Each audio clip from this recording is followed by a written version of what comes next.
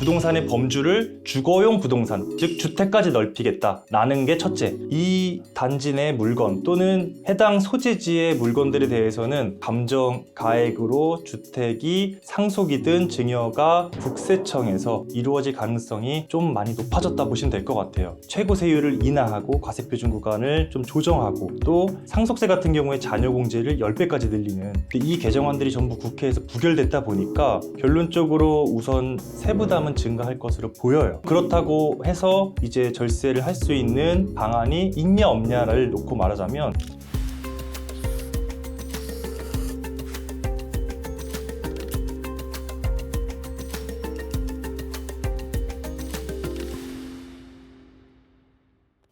네, 안녕하세요. 세무법인 다솔에서 수덕팀장을 맡고 있는 고현식 세무사입니다. 최근 24년 12월에 과세관청에서 보도된 내용이 있어요. 감정평가를 확대하겠다라는 내용의 보도자료가 나왔는데 감정평가가 확대된다는 것이 어떤 내용이고 그렇다면 세금에 어떤 영향을 미칠지에 대해서 말씀드리도록 하겠습니다. 국세청에서 감정평가 확대로 상속증여세를 이제 과세한다고 하는데요. 상속을 앞둔 납세자들에게 큰 부담을 주는 게 아닐까요? 부담이 늘어나기는 할 거예요. 근데 이제 아주 모든 분들에게 공통적으로 부담이 늘어난다기보다는 일정 규모 이상의 재산을 가지신 분들에게 영향이 있을 텐데 세부적인 내용을 말씀드리기에 앞서서 그렇다면 부동산에 대한 상속이나 증여가 이루어질 때 세법에서는 어떻게 평가를 하는지를 먼저 설명드리도록 하겠습니다. 지금 보시는 자료는 대부분 국세청에서 나온 보도자료 등의 결합 형태로 만들었어요. 그러다 보니 이제 국세청에서 이런 식으로 말하고 이렇게 바라보고 있구나를 이해하시기 좋을 것 같습니다. 일단 첫째는 상속세나 증여세에서의 부동산 평가 방법이에요. 지금 나와 있는 것도 국세청 보도자료였는데 상속주택의 경우를 예시로 들고 있고요. 여기선 주택만을 얘기하고 있지만 실제로 부동산 전체에 해당된다고 보시면 돼요. 일단 1순위는 상속받은 그 주택의 거래 가격이 1순위 시가입니다. 여기서 거래 가격이라는 게 무엇이냐면 매매 당연히 포함되고요. 그리고 경매 포함되고요. 그리고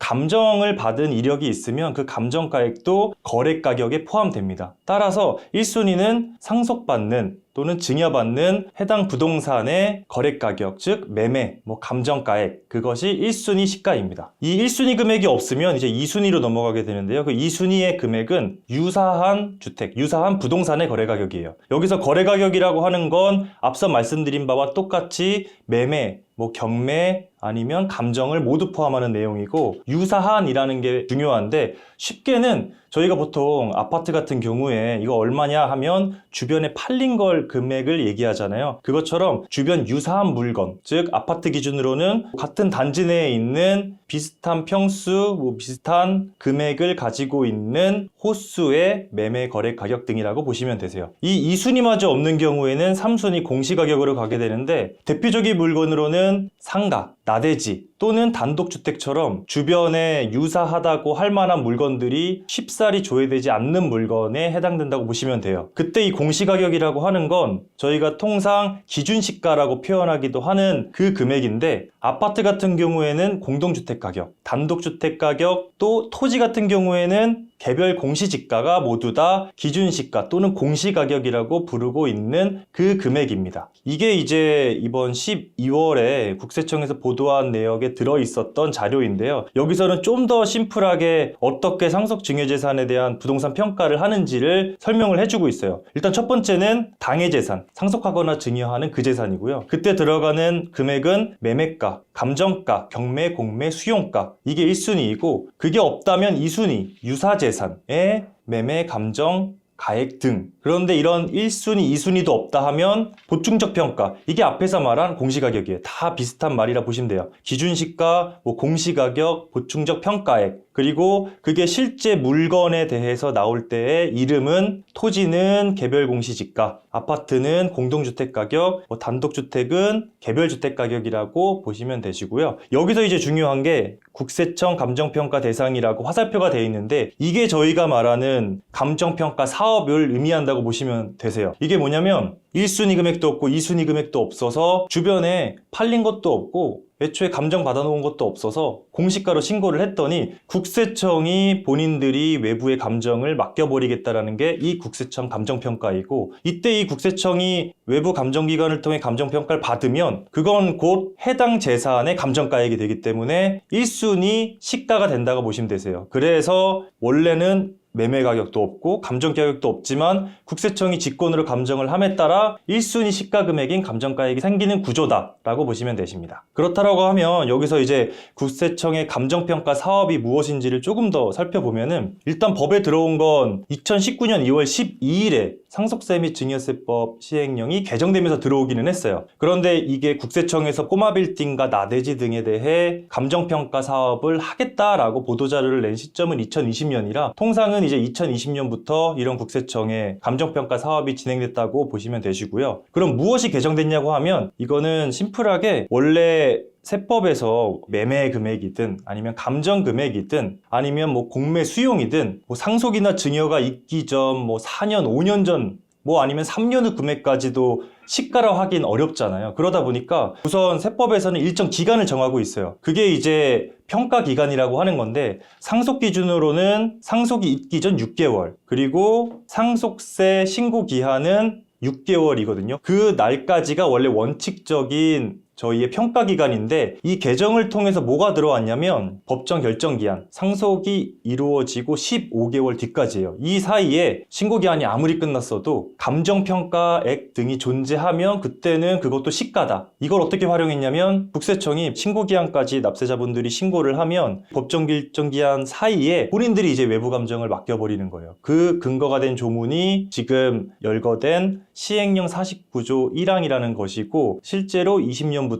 이행이 되고 있다고 보시면 되세요. 근데 이 부분은 아무래도 법적인 부분이다 보니까 저희가 이제 중요한 건 이게 보도자료로 났고, 그래서 이게 얼마 정도가 되는 물건이 과연 공시가로 신고했더니 감정가를 받아버리는 거냐가 중요하잖아요. 실제로 국세청은 이 구체적인 기준을 밝히지 않고 있어요. 좀 더 정확히 말하면 뭐 사무처리 규정이라고 해서 본인들이 이제 어떤 규정화 시켜놓은 건 있는데, 그게 아마 들어보셨을 것이 뭐 추정시가와 10% 차이, 뭐 아니면 10억 차이인데 이거에 해당하지 않는 물건이 대부분 없어요. 시가보다 공시가격이라고 하는 거는 당연히 뭐 절반 수준 또는 60, 70% 이 정도에서 형성이 되기 때문에 10%에 해당되지 않는 경우는 거의 없다고 보면 돼요. 그럼 저희는 무엇을 보면 되냐면, 지금 이 자료도 지금 12월에 나온 국세청 보도자료 내용인데요. 여기서는 국세청에서 20년부터 23년까지의 감정평가 사업의 성과라고 해서 예산은 얼마를 들였는지, 건수는 몇 건을 진행했는지, 그리고 그 해당하는 전체 건수 대비 납세자가 신고한 금액은 얼마인지, 그래서 감정을 받았더니 감정가액이 얼마나 됐는지를 도표로 만든 건데, 이게 굉장히 유의미한 자료라고 보여요. 왜냐면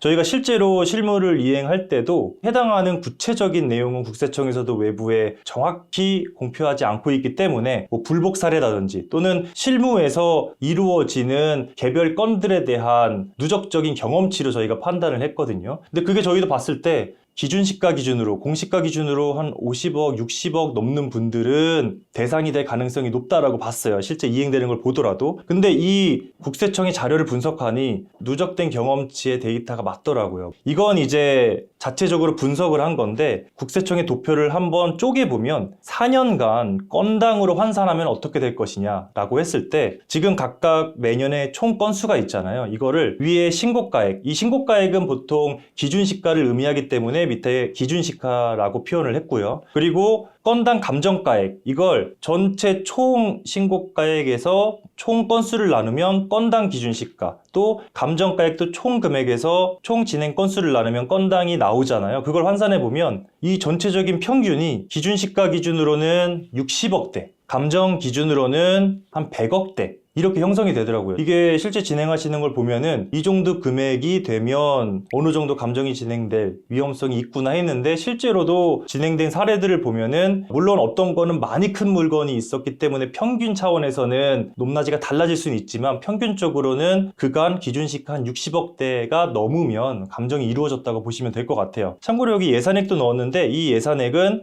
결국엔 국세청에서 감정평가를 진행하면 감정평가 수수료를 국가에서 부담을 하게 되는데 그 감정평가액에 따른 예산이라고 보시면 되세요. 그러면은 국세청이 보통 외부에 감정을 맡길 때 건당 감정평가사 분들이 수수료가 한 2천만 원 넘는 건들이 보통 감정이 진행됐구나 보시면 될 것 같아요. 그러면 12월에 보도된 내용은 과연 무엇이냐? 아까 첫 질문에 이제 그 답인데요. 그게 일단 첫째, 대상을 추계하겠다라고 했어요. 2019년도에 법이 개정되고 2020년도에 보도자료를 통해서 비주거용 부동산, 꼬마 빌딩, 나대지 등에 대해서 감정평가 사업을 하겠다고 했고 그걸 이제 사무처리 규정에 비주거용 부동산이라고 표현을 넣어두었는데 부동산의 범주를 주거용 부동산, 즉 주택까지 넓히겠다라는 게 첫째. 둘째는 물건의 추가뿐만 아니고 범위를 확대하겠다. 그건 무엇이냐면 선정하는 기준을 완화하겠다. 아까 전에 잠시 스쳐가면서 말씀드렸던 게 기준을 공표를 하고는 있긴 한데 그것만으로는 실제적으로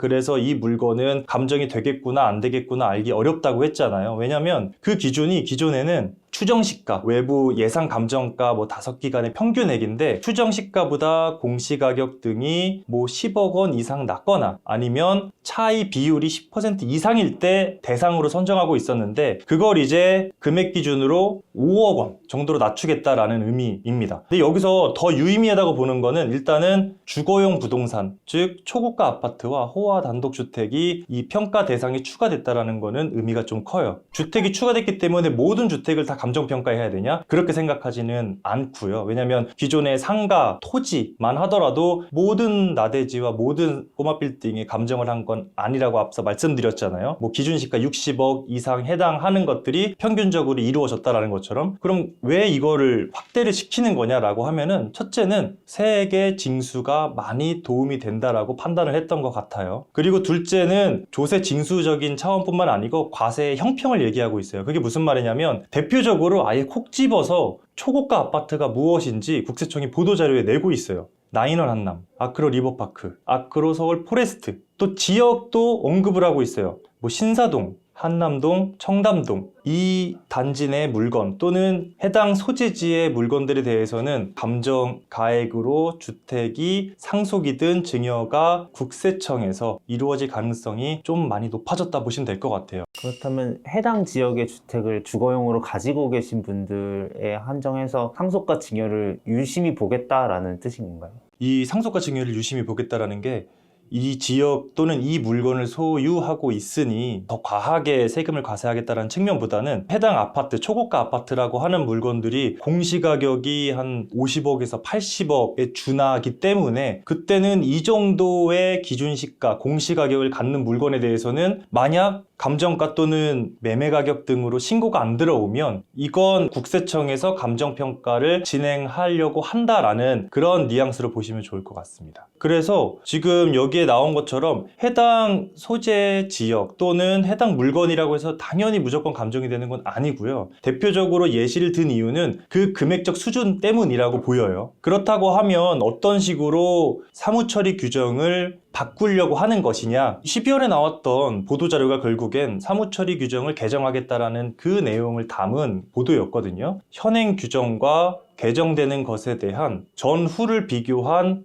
대조표를 넣었으니 한번 확인해 보시면 좋을 것 같습니다. 이거는 좀 더 세부적인 내용이다 보니까 제가 앞서 설명드렸던 내용으로 다 해결이 되실 거라고 생각을 해요. 그렇다면은 2025년에는 상속이나 증여를 대비한 절세 방안이 있을까요? 여전히 아까 첫 질문처럼 세부담이 늘어나는 게 맞다라고 보고 있어요. 일단 국세청의 감정평가 사업이 확대되고 둘째는 많은 분들이 기다리셨던 원래 상속세 및 증여세에 대한 개정안이 있었잖아요. 최고 세율을 인하하고 과세표준 구간을 좀 조정하고 또 상속세 같은 경우에 자녀공제를 10배까지 늘리는 이 개정안들이 전부 국회에서 부결됐다 보니까 결론적으로 우선 세부담은 증가할 것으로 보여요. 그렇다고 해서 이제 절세를 할 수 있는 방안이 있냐 없냐를 놓고 말하자면 우선 여전히 많은 분들이 좀 알고 계시는 10년 단위에 대한 사전증여 있잖아요. 이건 여전히 유효해요. 그건 뭐냐면 상속세라는 건 돌아가신 피상속인 기준으로 보유하고 있었던 재산 전체를 과세표준으로 삼기 때문에 그게 이제 세율이 상당히 높아질 거고 또 그걸 한 덩어리로 전부 가지고 있으면 감정평가에 대한 리스크마저도